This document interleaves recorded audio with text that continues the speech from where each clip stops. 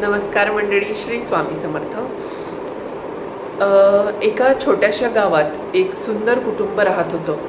पण घर खूप मोठं नव्हतं, पैसाही अमाप नव्हता. पण त्या घरात एक गोष्ट भरपूर होती, ती म्हणजे समाधान. सकाळी घरात देवाचा नामघोष ऐकू यायचा, संध्याकाळी देवघरात दिवा लागायचा, सर्वजण एकत्र बसून जेवायचे आणि रात्री झोपताना एकमेकांना प्रेमाने शुभरात्री म्हणायचे. काळ बदलला, घरं मोठी झाली, सुखसोयी वाढल्या, पण अनेक घरामधून एक गोष्ट कमी होत गेली, ती म्हणजे मनाची शांतता. आज अनेक लोकांच्या मनात एकच प्रश्न आहे, घरात सर्व काही असूनही आनंद का टिकत नाही? पैसा असूनही समाधान का मिळत नाही? नात्यांमध्ये पूर्वीसारखं प्रेम का राहिलं नाही? मित्रांनो, याचं उत्तर अनेकदा बाहेर नसतं, हे आपल्या घरातील विचारांमध्ये आणि छोट्या छोट्या सवयींमध्ये दडलं असतं. आता आपण जाणून घेणार आहोत अशाच 7 आध्यात्मिक सवयी, ज्या आपल्या घरात प्रेम आणि शांतता आणि सकारात्मक वातावरण निर्माण करण्यास मदत करू शकतात. आणि शेवटची सवय ती अशी आहे, जी प्रत्येक व्यक्तीने आपल्या आयुष्यात आणण्याचा प्रयत्न करायला हवा. म्हणून हा व्हिडिओ शेवटपर्यंत नक्की पहा. तर सकाळी सुरुवात देवाच्या नावाने करा. मित्रांनो, आपल्या आयुष्यात सकाळी पहिला क्षण खूप महत्त्वाचा असतो, कारण उठल्यावर पहिला विचार कोणता येतो यावर आपल्या मनाची दिशा ठरू शकते. आजकाल आपण डोळे उघडतो आणि लगेच मोबाईल हातात घेतो. मेसेज, न्यूज, सोशल मीडिया आणि नकळत मनात अनेक चिंता जमा होऊ लागतात. पण आपल्या पूर्वजांनी एक सुंदर संस्कार दिला होता. डोळे उघडताच देवाचं स्मरण करा, आपल्या आराध्य देवतेचं नाव घ्या आणि स्वामी समर्थांचं नामस्मरण करा आणि मनात म्हणा, देवा, आजचा दिवस चांगला जाऊ दे, माझ्याकडून चांगली कर्म होऊ दे. ही छोटीशी सवय मनाला सकारात्मक सुरुवात देते, कारण देवाचं नाव घेणं म्हणजे फक्त शब्द उच्चारण नाही, तर आपल्या मनाला विश्वास देणं आहे. पण मित्रांनो, एक प्रश्न आहे, जर आपण सकाळी देवाचं नाव घेतलं आणि दिवसभर मनात राग, मत्सर किंवा चिंता ठेवली, तर मन शांत कसं होईल? यासाठी दुसरी सवय खूप महत्त्वाची आहे, ती म्हणजे नामस्मरणाला जीवनाचा भाग बनवा. एक भक्त होता, त्याच्या आयुष्यात अनेक अडचणी होत्या. घरची जबाबदारी, आर्थिक चिंता, मनात खूप ताण, पण त्याची एक सवय कधी बदलली नाही. तो रोज श्रद्धेने नामस्मरण करायचा. कोणी विचारलं, तुझ्या समस्या कमी झाल्या का? तो म्हणाला, समस्या आहेतच, पण त्या हाताळण्याची ताकद मिळते. मित्रांनो, नामस्मरणाचा खरा अर्थ हाच आहे. जीवनात अडचणी येणारच, पण मनाला आधार देणारी श्रद्धा असेल तर आपण अधिक शांतपणे त्यांना सामोरे जाऊ शकतो. काम करताना, प्रवासात, घरातील कामं करताना मनात प्रेमाने म्हणा, श्री स्वामी समर्थ, श्री स्वामी समर्थ. जेव्हा जेव्हा तुम्हाला आठवण येईल तेव्हा तुमच्या मनात हा जप तुम्ही अखंड चालू राहू द्या. असं करता करता तुम्हाला सवय होऊन जाईल आणि मनात कंटिन्यू श्री स्वामी समर्थ, श्री स्वामी समर्थ हा जप तुमच्या मनात चालू राहील. ही सवय मनाला एका चांगल्या विचारांशी जोडून ठेवते.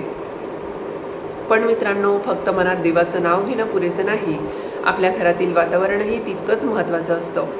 संध्याकाळचा एका छोट्याशा सवयीमुळे घरात एक वेगळी शांतता निर्माण होऊ शकते. ती तिसरी सवय कोणती हे आपण बघूया. तर मित्रांनो, आपण पाहिलं की सकाळची सुरुवात आणि नामस्मरण आपल्या मनाला कसं सकारात्मक बनवू शकतात. फक्त मन शांत असणं पुरेसं नाही, आपल्या घरात वातावरणही तितकंच महत्त्वाचं असतं. कारण घर म्हणजे फक्त भिंती आणि वास्तू नाहीत, तर घर म्हणजे त्या घरात राहणाऱ्या लोकांचे विचार, भावना आणि संस्कार. चला तर मग जाणून घेऊया पुढची महत्त्वाची सवय. आता सवय क्रमांक 3 म्हणजे संध्याकाळी देवासमोर दिवा लावा. एक काळ असा होता, ज्यावेळी प्रत्येक घरात संध्याकाळ झाली की सुंदर वातावरण तयार व्हायचं. घरातील कोणीतरी देवघरात दिवा लावायचं, अगरबत्तीचा सुगंध यायचा आणि काही क्षणांसाठी सगळं घर शांत व्हायचं. आजच्या धावपळीच्या जीवनात ही छोटी सवय अनेक घरामधून कमी होत चालली आहे. पण मित्रांनो, दिवा लावण्याचा अर्थ फक्त एक ज्योत पेटवणे नाही, तो एक संदेश आहे. अंधार कितीही असला तरी प्रकाश निर्माण करण्याची ताकद आपल्यात आहे. संध्याकाळी 2 मिनिटे देवासमोर बसा. दिवसभरातील चिंता त्या क्षणी बाजूला ठेवा. मनात म्हणा, हे देवा, आमच्या घरात प्रेम, एकता आणि सद्बुद्धी कायम ठेव. हा छोटासा क्षण कुटुंबाला पुन्हा एकत्र आणू शकतो. पण मित्रांनो, कधी विचार केला आहे का, देवघर स्वच्छ असूनही मन अस्वस्थ का राहतं? कारण फक्त देवघर नाही, संपूर्ण घरातील ऊर्जा आणि वातावरणही तितकंच महत्त्वाचं असतं. आता चौथी सवय पाहूया. तर घर स्वच्छ ठेवा आणि चौथी सवय क्रमांक 4 म्हणजे घर स्वच्छ ठेवा आणि नकारात्मकता कमी करा. एका आईची छोटीशी गोष्ट आहे.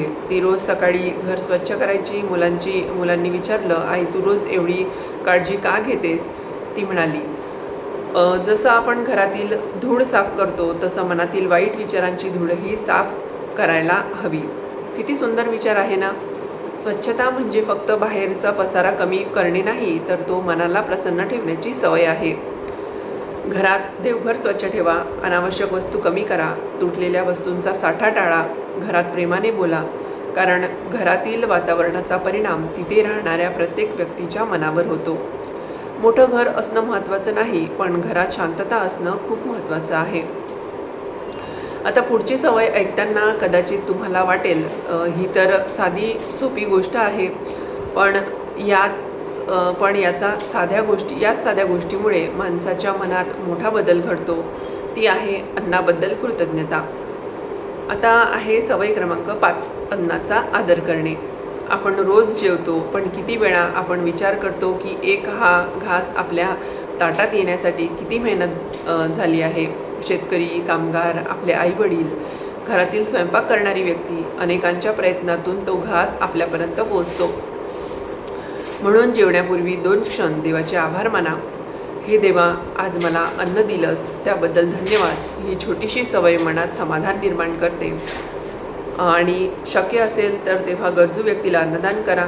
दान म्हणजे फक्त वस्तू देणे नाही, दान म्हणजे आपल्या मनातील प्रेम दुसऱ्यापर्यंत पोहोचवणे. आता उरल्या आहेत 2 सर्वात महत्त्वाच्या सवयी, ज्या थेट आपल्या नात्यांशी आणि मनाच्या शांततेशी जोडलेल्या आहेत. एक सवय घरातील अनेक वाद कमी करू शकते आणि शेवटची सवय आयुष्याकडे पाहण्याचा दृष्टिकोनच बदलू शकते. आता हे आपण बघूया. तर मित्रांनो, आतापर्यंत आपण 5 सुंदर सवयी जाणून घेतल्या, पण आता येणार आहे अशा 2 सवयी ज्या थेट आपल्या घरातील नात्यांशी आणि मनाच्या शांततेशी जोडल्या आहेत. कारण घर कितीही सुंदर असलं, सुखसोयी कितीही असल्या, पण जर घरात प्रेमाने बोलणारे शब्दच नसतील तर त्या घरात आनंद टिकत नाही. सवय क्रमांक 6 जी आहे ती आहे गोड बोलणे. ही सुद्धा एक आध्यात्मिक साधना आहे. मित्रांनो, आपण देवाला फुलं अर्पण करतो, दिवा लावतो, पूजा करतो, पण आपल्या जवळच्या माणसांच्या मनाला दुखावणारे शब्द बोललो तर थोडा विचार करा.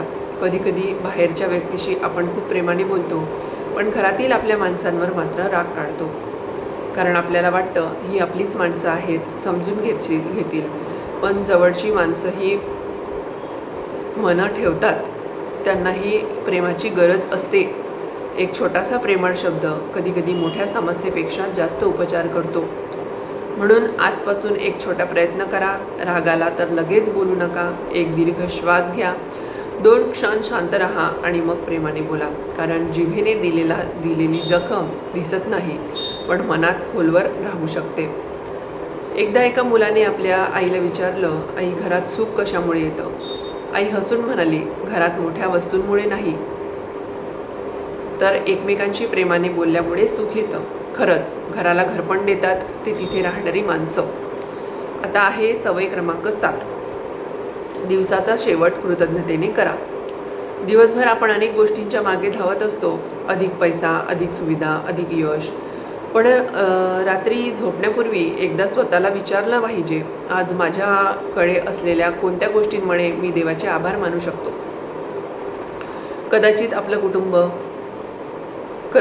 कुटुंब, आपली मुलं, आईवडिलांचे आशीर्वाद, आजचं अन्न, आपला श्वास, या छोट्या छोट्या गोष्टी खरं तर आयुष्यातील मोठी संपत्ती आहेत.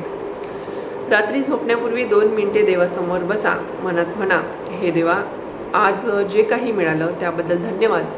उद्याचा दिवस चांगला घडवण्याची शक्ती दे. कृतज्ञ मनात तक्रारी कमी होतात आणि समाधान वाढतं.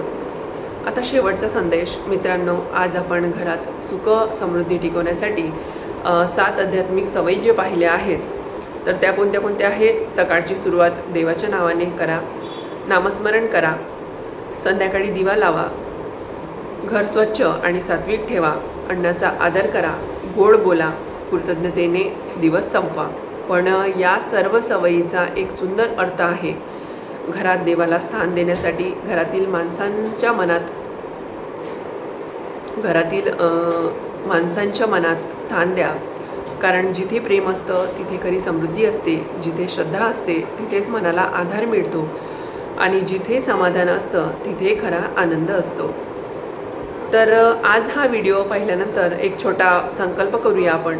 मी माझ्या घरात प्रेमाने बोलेन, देवाचे स्मरण करेन आणि सकारात्मक वातावरण निर्माण करेन. सकारात्मक वातावरण निर्माण करण्याचा प्रयत्न करेन. तुम्ही हा संकल्प करत असाल तर कमेंटमध्ये श्री स्वामी समर्थ नक्की लिहा. जर हा व्हिडिओ तुम्हाला आवडला असेल तर आपल्या कुटुंबातील आणि मित्रातील प्रत्येक भक्तांपर्यंत हा व्हिडिओ नक्की पोहोचवा.